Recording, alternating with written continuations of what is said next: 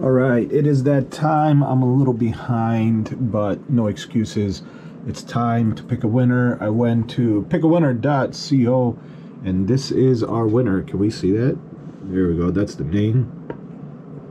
It is Dylan Hero UX. Dylan Hero. I don't know. I can't say it. But regardless, you are the winner. I will comment on your comment right now, letting you know. And congratulations. Thank you again, Super Clean, for the giveaway. And I hope you enjoyed the video.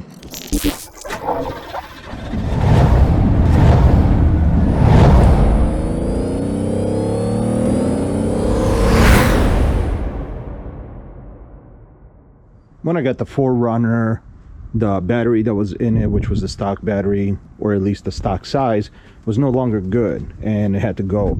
But at the time I didn't have the funds to get a new battery, and so my cousin gave me this 51R battery from the Honda Accord, which is a very small battery, and as you can see, it's only 425 cold cranking amps. Now this car should be running a decently bigger battery size wise, and the one you normally would get is a 24F, and I believe a 35 I believe is the other one. I went with the AGM technology. This one here is 710 cranking amps and 885 regular amps, and a reservoir capacity is 120 versus the 75. Now, safe to say, during the cold days, this thing takes a minute to turn over, and I'm guessing that's due to the battery itself. So we're gonna swap that in real quick and make sure that is finally the way it should be.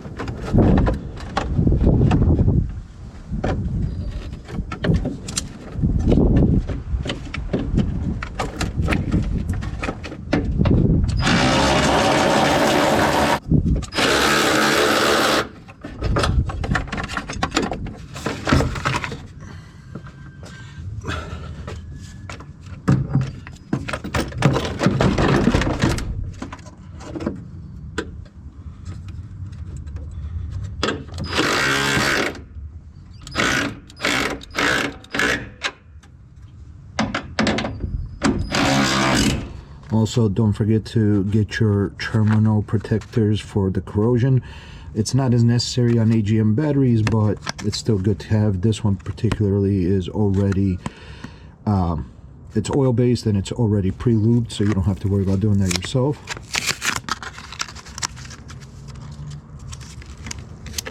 But even though this is AGM, I still run them just in case.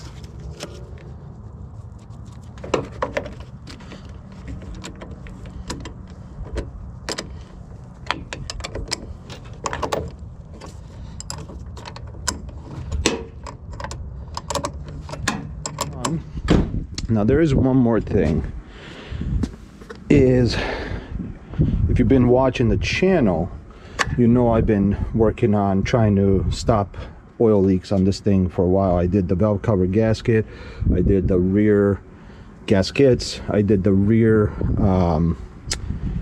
crank or camshaft plugs, because those were horrible and they were leaking badly. I probably at some point I'm going to have to do the oil pan. But I noticed a buildup really badly here, and I was like, man, I cleaned this a few times, why is this happening? And then I looked at this and I realized, well, why it's happening is there's no gasket, and as you can see, the oil, like, there's just a lot of buildup on this. So I got a new one. Hopefully it says this one's supposed to work for it. See if that's true. And this one does have a nice fresh gasket there. There it is. Oh yeah, and you can feel that sealing up. Could I have just gone with like a stock one? Sure. Ah, that's nice. I like that. That's nice. Hopefully, I'll clean this up when I get a chance. It's really cold out right now, but as soon as I get a chance, I'll clean it up and see if that's working. But I'm guessing it is, because you can see where the tabs are for this oil cap, like right here. That's clearly building up stuff where it should be not be on there. So the oil cap wasn't the only thing that I noticed a leak in. I noticed a leak here by this PVC valve. So I was like, well, that shouldn't be too bad to get replaced. So I ended up getting a replacement one here from Dorman. 42058 is the part number, and then that's the grommet that you're going to need. And then the PVC valve, I got a Duralast one. It's a PCV 1178DL for the 6-cylinder 3rd gen 4Runner. Now let's see if this is going to be hard or annoying to take off and replace.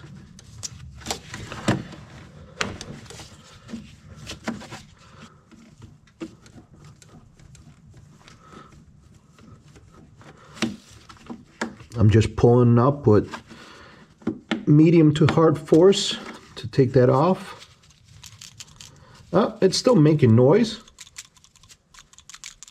So usually that's all right. That means it's still good if it makes that sound. But we're going to replace it anyways. Clearly there's some kind of issue. And this is definitely super hard. I want to see if the new one is just as hard. I don't think it is. But like this is clearly going to break off inside.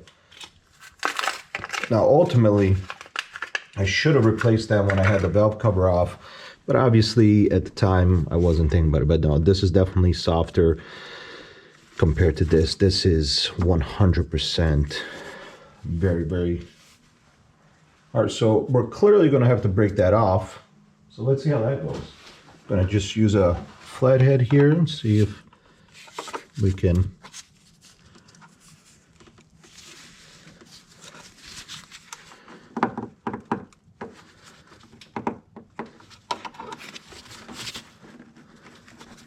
Yeah, I mean, it's immediately breaking off. We'll see how this works. Hopefully I can catch any of the stuff that breaks off.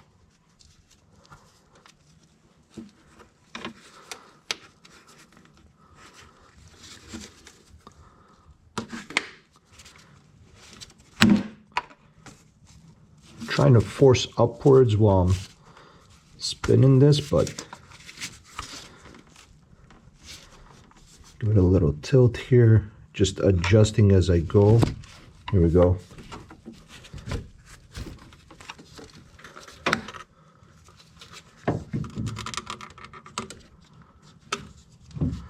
I mean, like, just super brittle. Clearly this broke off, and I can't even explain it to you, but this has zero flex. It's just cracking immediately, where the new one clearly flexible. So looks like we were able to get that off, which I'm pretty happy with. I don't feel anything in here. And just to double check,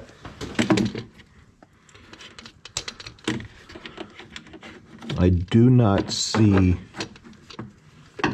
anything left in there. I'm okay with that.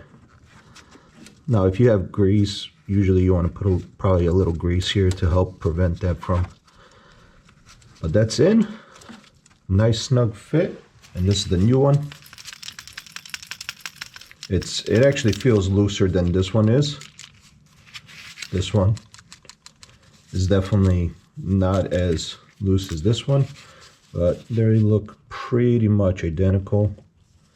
This does feel like this is like a metal body here, so I might hold on to this one, or this is clearly all plastic. Okay, so this might need a little bit of silicone to let that slide in.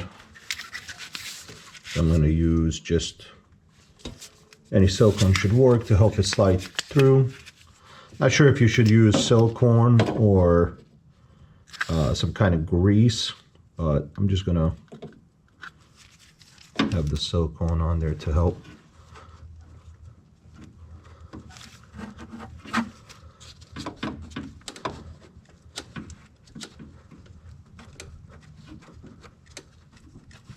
And there we go. Again, just a moderate amount of force, nothing too crazy. Just giving it a little push here and there.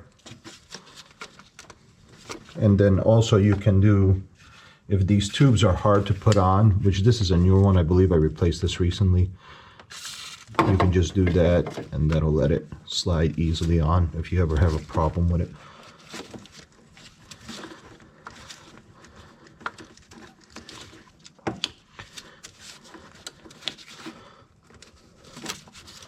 And that's it. Hopefully that'll fix. I mean, I'm guessing it will, because like I said, that one I took off was hard as a rock. I'll clean this up just to pay attention and see if that filth comes back. And I am going to use the Super Clean degreaser on this.